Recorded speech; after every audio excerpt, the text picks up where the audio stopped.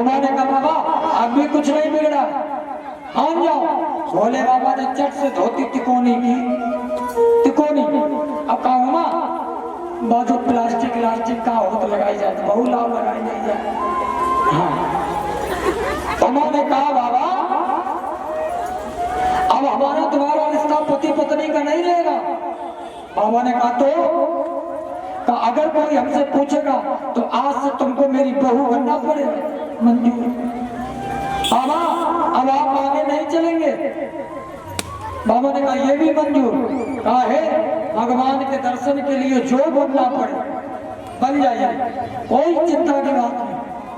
अब देखो बच्ची जी, बाबा भोलेनाथ पीछे और उमा आगे। अब आप देखो उमा तो 7.5 हाथ की, अब उमा के तो पैर धीरे धीरे पड़ रहे, अब बाबा 21 हाथ के, तो थोड़ी देर तो पीछे चले और जो बड़े बड़े पैर पड़े आगे निकल गए। उमा ने कहा बाबा चलना नहीं है।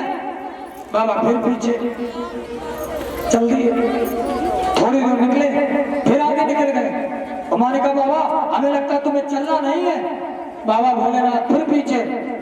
इधर देवताओं की पत्नियां विमान लेकर उसी मार्ग से जा रही थी। भोले बाबा ने देवताओं की पत्नियों को गीत गाते जाते देखा। आगे निकले, निकाला डमरू और कहा उमा हमारो तो जी चाहत की हम नाचल लगे। हाँ हमारो तो जी चाहत की हम नाचल लगे। उमा ने कहा बाबा तुम्हें चलना नहीं है। भोले बाबा ने कहा चलना तो है लेकिन मेरा मन करता है कि हम नाचने लगे। निकाला डमरू और बजाते हुए नाचने लगे, कहने लगे प्रभु ओ कितना प्यारा प्रभु और रहस्य रचाया और जी कर देखता हूँ कितना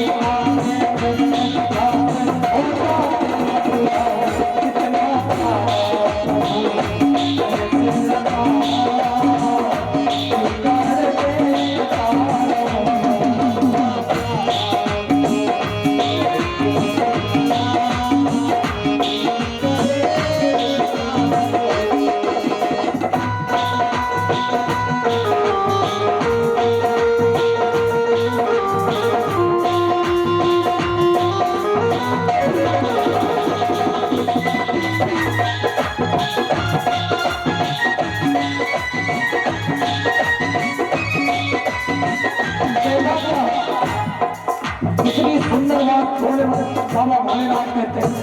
क्या देखा ऊपर से जाती है देवी रानी, देखते जिनको भोले मन में जाती।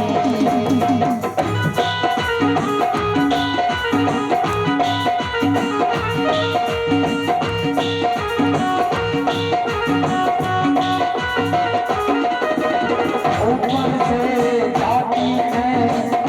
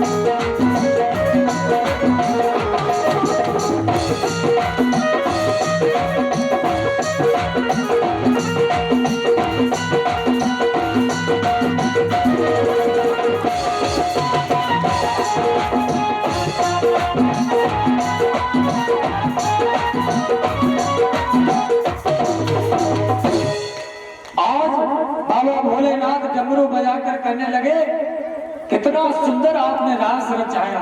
उमा कहने लगी बाबा तुम्हें चलना नहीं है।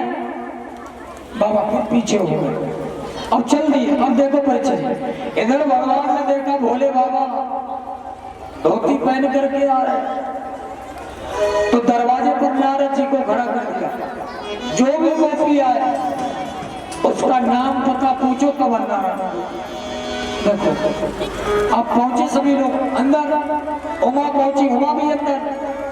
इधर बाबा भोलेनाथ साड़ी घूंघट मारे और जैसे ही अंदर प्रवेश करना चाहा, नारद जी ने कहा रुको, ठहरो, बड़ी देरी से आई। परिचित जी बड़ी देरी से आई। अब भोले बाबा धीरे से बोले ना कहें, सो गई रहे, नींद आ गई थी इसलिए देर हो गई। अच्छा कोई बात नहीं, बताओ तुम्हारा नाम क्या है। अब भोले बाबा नाम का बताए। परिचित वहां गोपी हो तो नाम बताए, वहां तो है गोपा। हाँ अब नारद जी ने पूछा गोपी नाम बताओ। अब भोले बाबा खड़े और कहने लगे हमारा नाम, क्या तुम्हारे माता पिता ने तुम्हारा नाम नहीं रखा, बताओ तुम्हारा नाम क्या है। भोले बाबा ने कहा मेरा नाम लिख लो, सुना है ना। अच्छा ठीक है, तुम्हारे पति का नाम। अब भोले बाबा पति किने बनाए, बताओ पति किनको बनाए। अरे भाई बाबा भोलेनाथ शंकर जगत बंधु जगदीशा, वो तो सारे संसार के पिता है, अब पति किसे बनाए। अब खड़े नारद जी ने कहा बाबा बताओ तुम्हारे पति का नाम। अब भोले बाबा ने कहा हमारे पति का नाम, अरे तुम्हारे चिन्ह तो लग रहा है तुम्हारा विवाह हुआ है, पति का नाम नहीं है। भोले बाबा ने कहा लिख लो जगतपति, जगतपति का। चलो ठीक। अब निकले बाबा भोलेनाथ, पहुंचे माताओं के बीच में। अब भोले बाबा बैठे। अच्छा परिचित जी, अगर काऊ भैया को माताओं के बीच में बिठा दिया जाए, बताओ बैठ पाओ। अब भोले बाबा बैठे। अब देखो परिचित जी एकदम से पीछे बढ़ते जा रहे, कहीं किसी के शरीर से शरीर टच ना हो जाए। हाँ अब ऐसे पीछे बढ़ रहे थे, थोड़ा सा घूंघट खुल गया। आगे गोपी बैठी थी, एक गोपी ने दूसरी गोपी से कहा बहन तुमने दाढ़ी वाली बहुरिया देखी, दाढ़ी वाली। गोपी दूसरी का कहाँ है, अब वो। अब सारी गोपियां पहुंची और घेरा लगा के बैठ गई बाबा भोलेनाथ के पास। अब कहने लगी मुंह दिखाओ, मुंह दिखाओ। मैया उमा ने देखा बाबा भोलेनाथ, अगर कहीं जबरदस्ती की, जितने भोले उतने ही भाले। भगवान तो यहाँ रास लीला करना चाहते, अब कहीं क्रोध आ गया, तीसरा नेत्र खुल गया तो रास ही हो जाएगा। पास में पहुंची। अच्छा ये भी नहीं कह सकती कि ये पति है। तो मैया उमा ने बात बनाई और कहने लगी सुनो, गोपियों से कहते क्या कि बोली गोरा इन्हें ना सताओ, अरे काम क्या है वो मुझको बताओ, इन्हें मत सताओ। क्यों कि ये बहुरिया बहुत है सयानी, बहुत शर्मीली है ये बहुरिया, बहुत है सयानी, आँख भी एक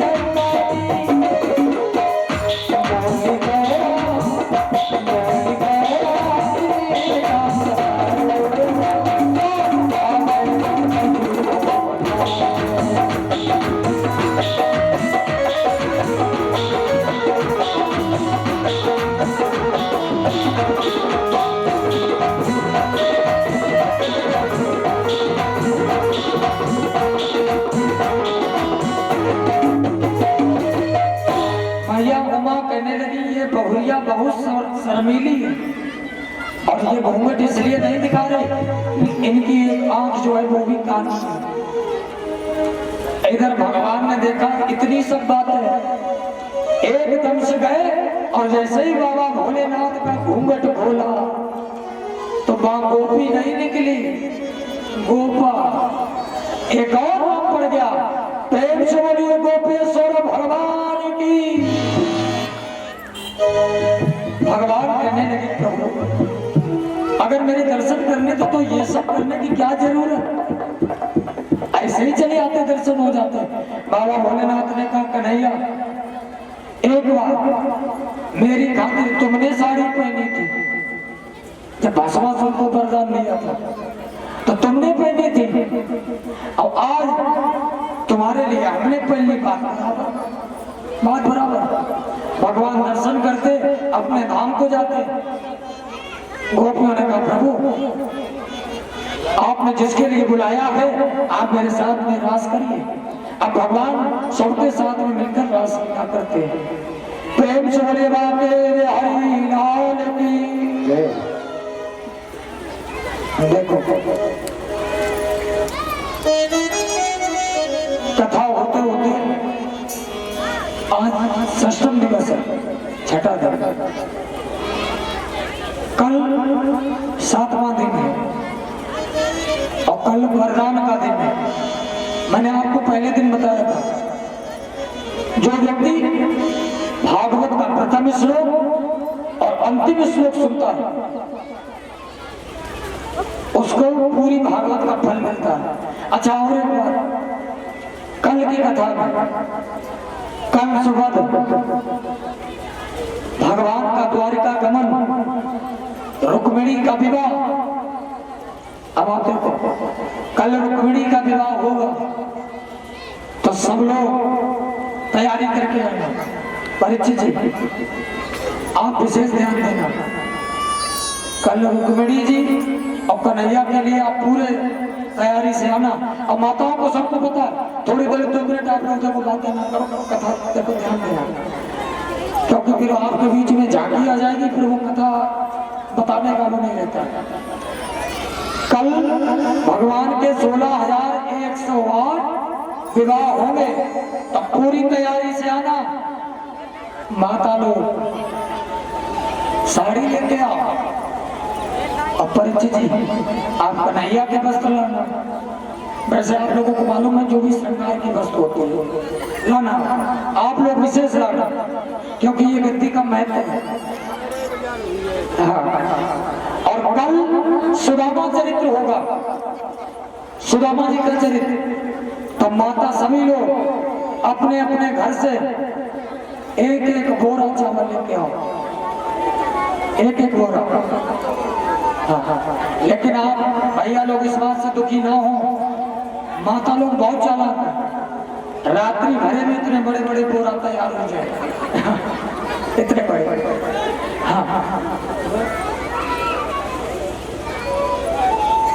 कल सुदामा चरित्र, जरासंध का वध, परीक्षित का मोक्ष, जन्मेजय का सर्पेष्टियम, जितनी भी कथाएं हैं परीक्षित जी, कल ठीक 11 बजे से प्रारंभ हो जाएगी कथा, ठीक 11 बजे।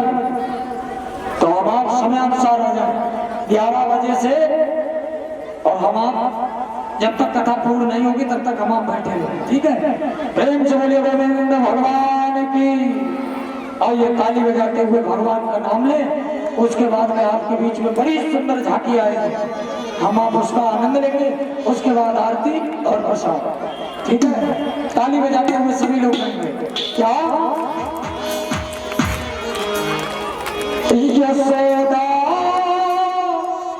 नंद को लारी, ऐसा भजन गाएंगे जो आप सभी लोग कर रहे हो। यशोदा नंद को लारी, और हम तो जो कन्या बताई, हम तो जो कन्या बताई।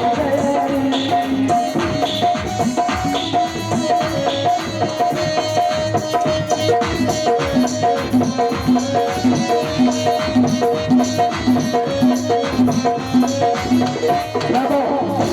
परिचित जी खड़े हो एक मिनट खड़े हो जाए एक मिनट हो जाए।